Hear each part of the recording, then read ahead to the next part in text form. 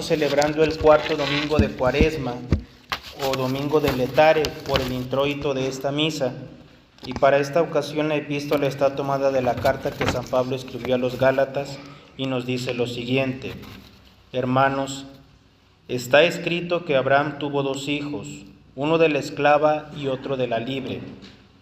Pero el hijo de la esclava nació según la carne, y el de la libre por el poder de la promesa, lo cual se dijo por una alegoría, porque estas dos madres son los dos testamentos, el uno que se nos dio en el monte Sinaí, que engendra esclavos, es Agar, la esclava, porque el Sinaí es un monte de Arabia.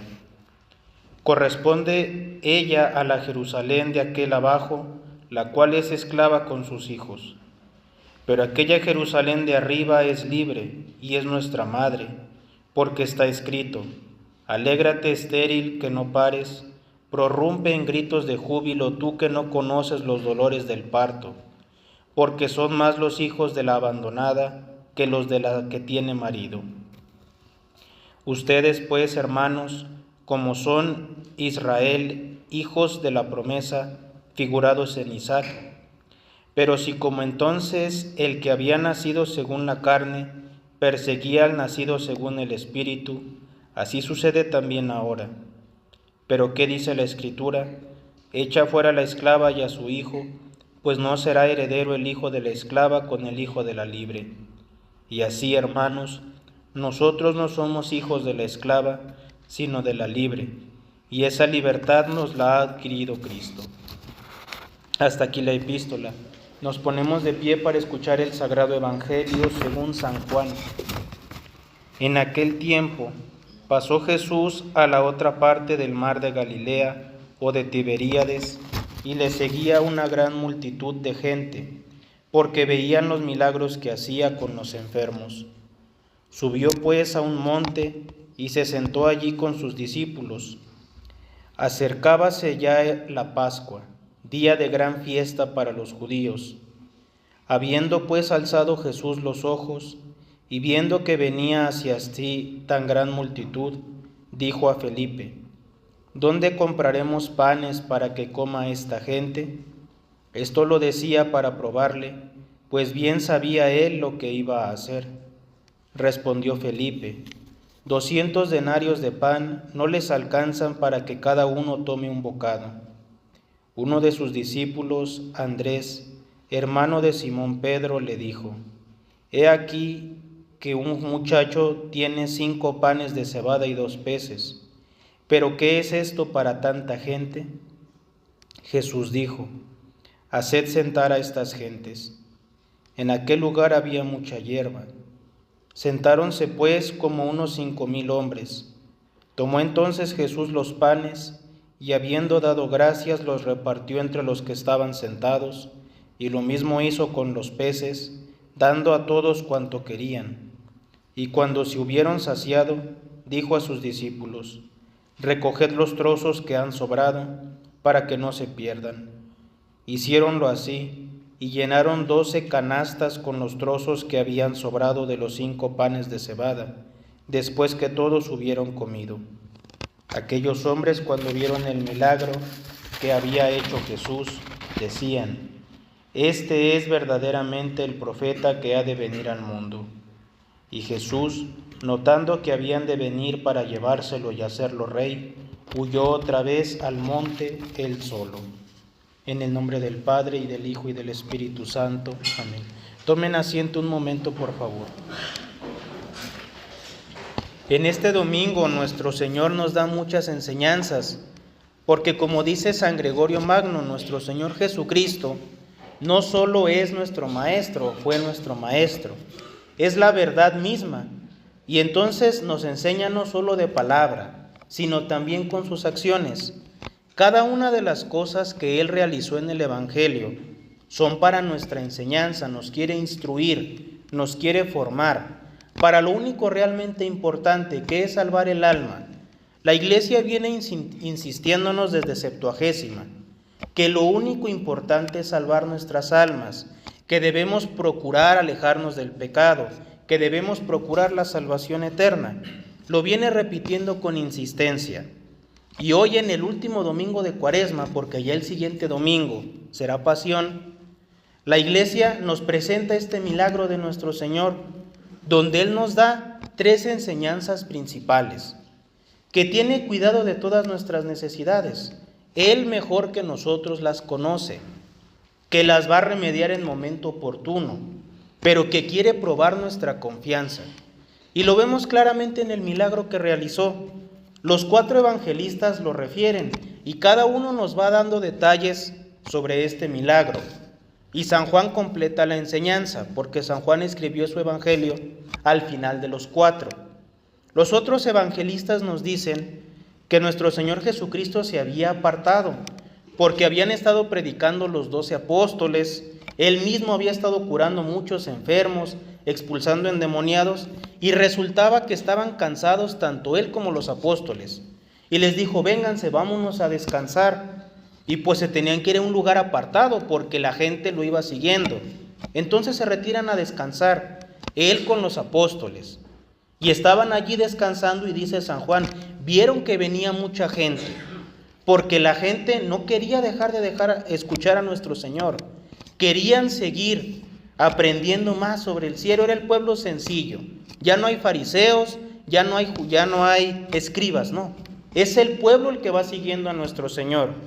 Dice que nuestro Señor Jesucristo los vio venir de lejos, porque los apóstoles estaban descansando.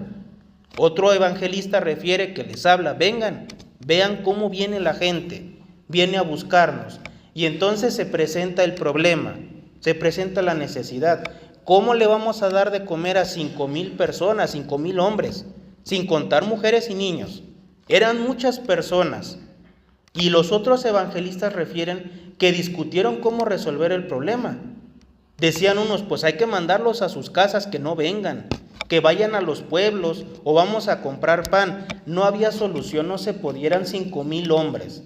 No podían encontrar pan en el pueblo más cercano, no los podían mandar a sus pueblos porque eran muchos días de camino y no habían comido. La gente no traía comida, señala otro evangelista, es decir, a la gente ya no le preocupaba qué comer. Ellos lo que querían era escuchar a nuestro Señor.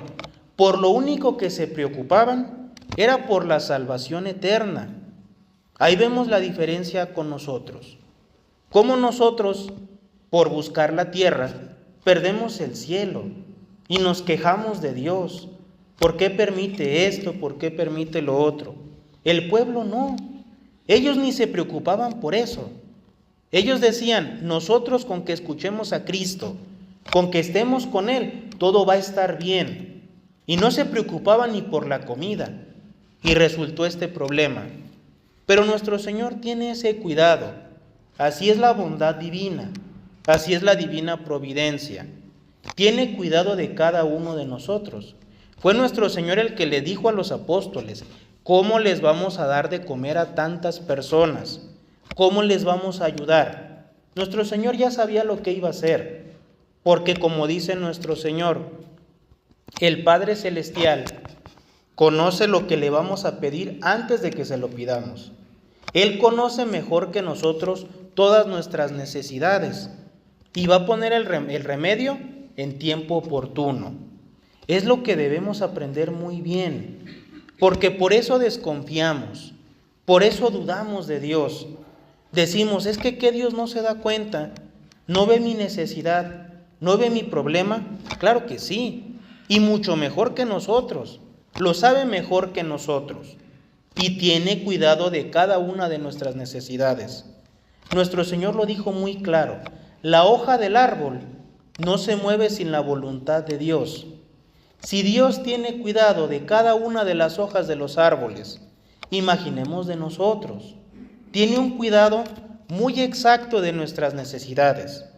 En otro lugar dice nuestro Señor, tiene cuidado hasta de cada cabello de los justos. Todo lo que nos sucede en la vida va planeado por Dios, va procurado por Él, con un único fin, nuestra salvación eterna. Eso es lo que a veces perdemos de vista. Nada más ponemos los ojos en esta tierra, en lo que sucede aquí.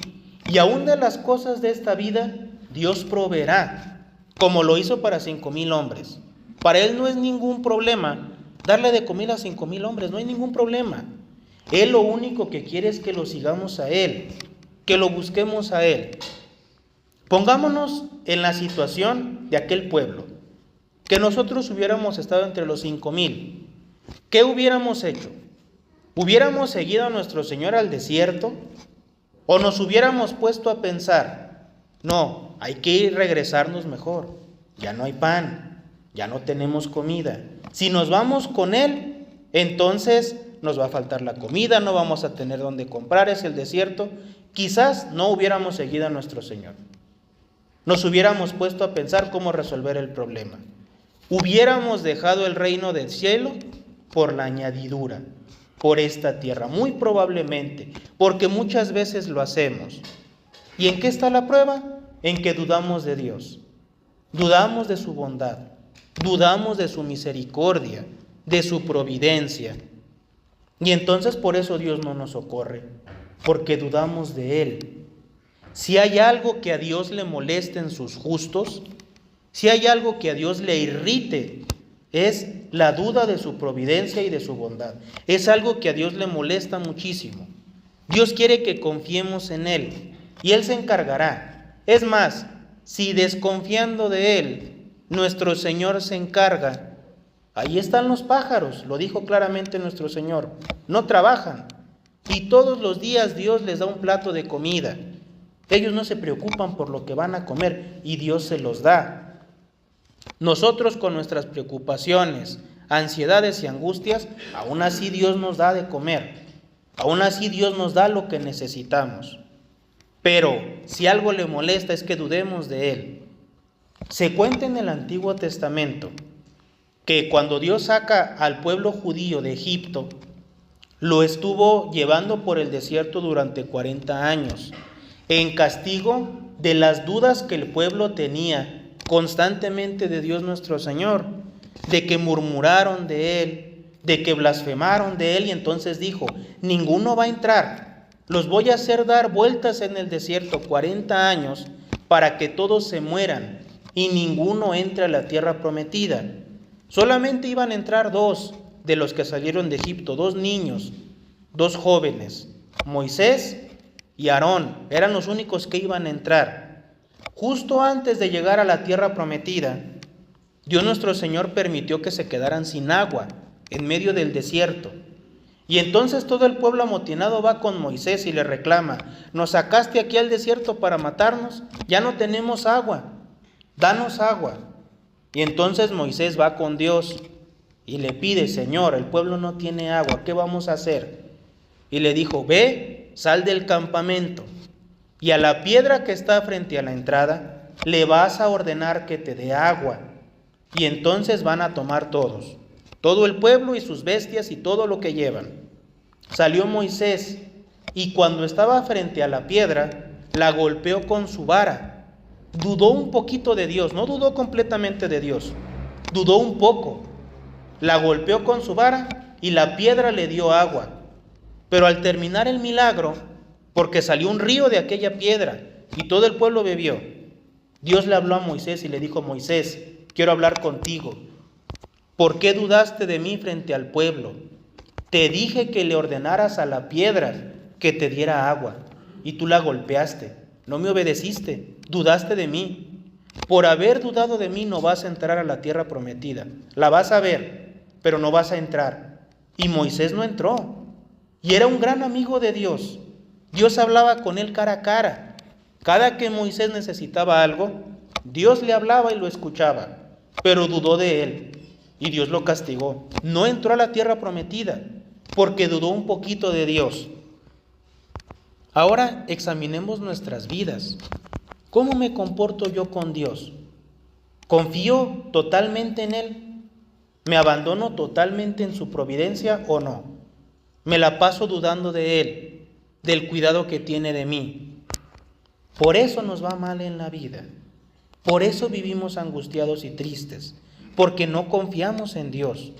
No nos abandonamos completamente en su providencia. Y pues naturalmente Dios nos castiga, como es justo y justísimo que nos castigue. porque no confiamos en Él, desconfiamos de su bondad, de su misericordia, tenemos poca fe. Nuestro Señor fue muy claro: si tuvieran fe como un grano de mostaza, moverían los montes con solo ordenárselos. Pero tenemos una fe mucho más pequeña que eso, una fe raquítica, una confianza muy pequeña, y por eso Dios no nos ayuda. Porque precisamente la segunda enseñanza que Dios nos da es que nos va a probar. Dios sabe lo que necesitamos, nos lo puede dar, y también sabe lo que debemos de saber nosotros, que lo único importante es la salvación eterna, llegar al cielo, llegar a la eternidad, salvar nuestras almas. Y entonces, para poder salvarnos, necesitamos ser amigos de Dios, estar en gracia divina. Eso es lo único realmente importante. Todo lo demás sale sobrando. Casa, vestido y sustento no importa, porque al cielo podemos llegar pobres, enfermos, como sea. Lo importante es llegar con la gracia divina. Y entonces, ¿qué hace Dios? Que nos prueba para ver nuestra virtud. San Juan Evangelista es muy claro. Le preguntó a Felipe que de dónde sacarían para darle de comer al pueblo. Y dice expresamente: Cristo lo dijo para tentarlo, para probar su confianza, para probar su fe. Y podríamos decir que San Felipe no pasó. Era un apóstol y todo. Lo había escogido nuestro Señor, pero no pasó. Porque la respuesta correcta hubiera sido: Señor, tú encárgate, haz algo porque tú eres Dios. No, pensó a la manera humana. No, pues hay que juntar dinero, pero 200 denarios no nos alcanza para darles de comer. Empezó a pensar cómo resolver el problema. Y es que suceden dos cosas aquí. Que Dios va a querer que nos esforcemos, va a querer que pongamos los medios humanos, y ya que no podamos, acudamos a Él. El problema en San Felipe es que no confió primero en Dios. Primero confió en sus medios humanos. Hizo bien, pero a medias. Se esforzó. Dios después suplió. Nosotros a veces ni siquiera nos esforzamos. Solamente nos quejamos. Tenemos un problema, tenemos alguna situación que no podemos resolver. Y en vez de ponernos a pensar en resolverla como lo hizo San Felipe, nos quejamos y empezamos a murmurar de Dios como el pueblo judío. ¿Por qué Dios lo permite? ¿Por qué Dios es tan malo conmigo? ¿A poco no se da cuenta que yo tengo esta necesidad? ¿A poco no ve que yo tengo este problema? Y le echamos la culpa a Dios. Nos empezamos a quejar de Él. Empezamos a murmurar. Y ahí ya empezamos mal. De entrada no tenemos fe y no tenemos confianza. Siguiendo más adelante, empezamos a echarle la culpa a Dios. Nos quejamos de Él. Todo lo contrario a lo que deberíamos de hacer. A veces Dios tarda en darnos lo que necesitamos. ¿Para qué? Para que nosotros trabajemos, para que nosotros pongamos de nuestra parte para resolver nuestras propias necesidades. Eso Dios lo quiere hacer. Una, por humildad, porque a veces somos tan soberbios que no pedimos ayuda, que nos queremos encerrar en nuestra propia grandeza, dones y cualidades, que todo lo podemos resolver. Pues no, hay que preguntar, hay que pedir ayuda. Lo segundo, por lo que Dios quiere que nosotros trabajemos, pues es porque no le gusta la ociosidad. Bien dijo por el santo Job: así como el pájaro nació para volar, el hombre nació para trabajar. Y entonces, si yo tengo un problema y me quedo de brazos cruzados y me pongo a quejar de Dios, pues estoy obrando mal. Tengo que ponerme a trabajar, tengo que buscar una solución. Y lo tercero, pues para que acudamos a Él. Porque miren, si Dios no nos pusiera en necesidades, si Dios no permitiera que las cosas nos salieran mal, no rezaríamos, o rezaríamos muy poco, no nos acordaríamos de Dios. Viviríamos tan felices con todo lo que teniendo resueltas todas nuestras necesidades, que no acudiríamos a Dios. Y entonces, ¿qué hace Dios? Pues le voy a quitar sus cosas, para que al menos en su necesidad se acuerde de mí. Por eso lo hace Dios, por eso Dios nos prueba, porque nosotros somos malos. y nos quiere dar a entender cuánta virtud nos falta, cuánta confianza, cuánta fe. Sentir angustia, sentir tristeza es normal. Nuestro Señor la experimentó. En el huerto de los olivos, Él se puso triste, estuvo ansioso. ¿Por qué? Porque iba a morir, porque iba a enfrentar una gran prueba. Pero aún así nunca dejó de esperar en Dios. Siguió esperando y siguió confiando. Le dio miedo la prueba, lo que iba a sufrir, pero aún así confió, porque era el Hijo de Dios. Nos tenía que enseñar.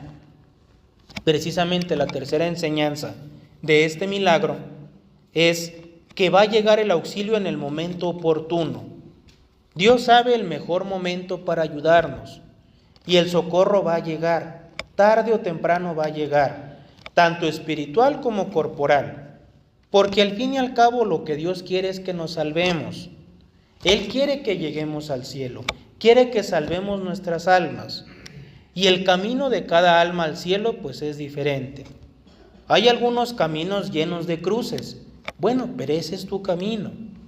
Hay otros caminos llenos de pruebas, de dudas, de angustias, pero ese es el camino que tú tienes para llegar al cielo. Es el camino que Dios trazó, y Dios sabe mejor que nosotros lo que necesitamos. En el momento oportuno va a llegar lo que yo necesito para salvarme, para llegar al cielo. Eso es lo que nuestro Señor nos enseña. Nuestro Señor pudo haberle dicho a los apóstoles: compren tanto pan, porque Él sabía que en algunos días iban a necesitar pan para tanta gente. No lo hizo. Se quiso esperar a ese momento, al momento exacto en que se terminara el pan, que estuvieran en el desierto, que no hubiera solución humana posible, para entonces Él hacer el milagro. ¿Por qué Dios a veces no hace el milagro con nosotros? En primero, porque no confiamos en Él, porque no tenemos suficiente fe, porque no nos abandonamos en su providencia. Nos quejamos, no ponemos en práctica los medios necesarios, no rezamos o rezamos mal, y entonces el milagro no sucede. Quizás Dios nuestro Señor tiene muchos milagros para nuestras vidas, pero nosotros los estorbamos, porque no seguimos el camino, el proceso que Él ha trazado. ¿Qué hubiera pasado si alguno de estos hombres no hubiera ido al desierto? Pues no le hubiera tocado el milagro. Si se hubiera regresado a medio camino, si se hubiera ido antes, no le hubiera tocado el milagro. Solo los que siguieron a nuestro Señor hasta el final, ellos alcanzaron el milagro. Eso es lo que nuestro Señor nos enseña. Es la enseñanza de la multiplicación de los panes, que debemos procurar la salvación eterna. Y por procurar la salvación eterna, no nos debemos preocupar de nada más. De eso se encarga Dios. Nosotros debemos tener fe y confianza en Él. De todo lo demás se encarga nuestro Señor, de la añadidura. Pero nosotros obramos al contrario. Hacemos nuestra propia voluntad, lo que yo quiero. Y entonces yo quiero que Dios venga a hacer mi voluntad. Pues eso nunca va a suceder. Porque en mi propia voluntad está el pecado, está la soberbia, está el camino al infierno. Por hacer nuestra propia voluntad es que nos condenamos, es que caemos en tantos pecados, en tantas faltas. Por eso, porque no nos dejamos guiar de Dios. Dios sabe perfectamente lo que necesitamos. Dios sabe perfectamente el camino que nos lleva al cielo. Pero por no abandonarnos en su cuidado, por no abandonarnos en su providencia, pues sufrimos tanto. Por eso hay tanta angustia, tanta ansiedad el día de hoy, tantas tristezas, porque no confiamos en Dios, porque no nos esperamos al momento oportuno. ¿Quiere decir que nos vamos a quedar cruzados de brazos? No, hay que trabajar, hay que rezar. En su momento Dios nos dará lo necesario. Pero ante todo hay que tener confianza en Él, una fe muy viva en el cuidado que Dios tiene de nosotros. Así que examinémonos muy bien. Ya hemos trabajado en la Cuaresma, hemos hecho algún esfuerzo, algunos sacrificios. Ahora lo que Dios quiere es que descansemos un poco. ¿En quién? En Él, en su cuidado. en su providencia, en su voluntad. Si hacemos la voluntad de Dios, todo nos va a salir bien. Ojo, todo nos va a salir bien. No quiere decir que siempre vamos a ser felices y que todo va a salir a nuestro gusto. No, todo va a salir bien. A veces vamos a sufrir y quizás muchas veces, pero eso nos conviene. Si Dios lo permite, me conviene. De eso debemos estar seguros. Miren, quiero terminar con un ejemplo. Se cuenta de cierto teólogo alemán que en cierta ocasión él en la mañana estaba meditando y reflexionando en por qué Dios permite el mal en esta tierra, por qué hay tantas cosas desordenadas en esta vida. Y no encontraba la respuesta y él decía, ¿habrá un hombre que pueda ser feliz en esta tierra? ¿Habrá alguien que pueda ser feliz en esta vida? Y entonces Dios le respondió y le dijo, sí, hay un hombre que es muy feliz, el más feliz de esta tierra, y es un santo. Te lo voy a enseñar, te lo voy a mostrar hoy por la tarde. Y entonces el teólogo regresó por la tarde a la iglesia y estaba rezando allí. Y entró un pordiosero, un hombre vagabundo, un pobre, y se puso a rezar. Entonces Dios le dijo, es él. Pregúntale a él el secreto de la felicidad y de la santidad, porque él te va a enseñar a ti. Entonces va y le pregunta, oye, ¿tú qué haces aquí? ¿Por qué llegaste a esta iglesia? Y le dice, pues soy un vagabundo, yo voy de aquí para allá, yo vivo de lo que la gente me da. Y le preguntó, pues esa duda que él tenía, ¿tú eres feliz? Y le dijo, sí, soy muy feliz, yo soy muy feliz. Y entonces el teólogo pues se desconcertó, le dijo, pero ¿cómo puede ser? ¿A poco no hay días que no tienes para comer? Sí, a veces se pasan 2 o 3 días y no tengo nada para comer. ¿Y aún así eres feliz? Sí, porque Dios lo permite. Dice, y cuando no tienes en dónde dormir, cuando te agarra la lluvia, cuando te agarra la nieve, el frío, pues Dios me lo está mandando. Mi Padre quiere que yo sufra eso. Adelante, bienvenido sea. Y así le empezó a poner diversas pruebas, diversas preguntas a ese hombre. Y al final le preguntó, ¿y tú por qué eres feliz? Y le dijo, pues porque soy hijo de Dios. Dios es el rey del universo, es el dueño de todo. Todo lo que me sucede es porque Él me lo manda. Nada malo me puede pasar. Yo tengo una confianza total en Él. Y aquel teólogo entendió lo que realmente es confiar en Dios. ¿Qué nos falta a nosotros? Confiar en Dios, tener fe en Él. Es la enseñanza de este evangelio. Dios nuestro Señor tiene cuidado de todas nuestras necesidades. Lo único que quiere es que confiemos en Él, que trabajemos. Y en el momento oportuno llegará su ayuda, llegará el auxilio de Dios para mi salvación eterna y la de los míos.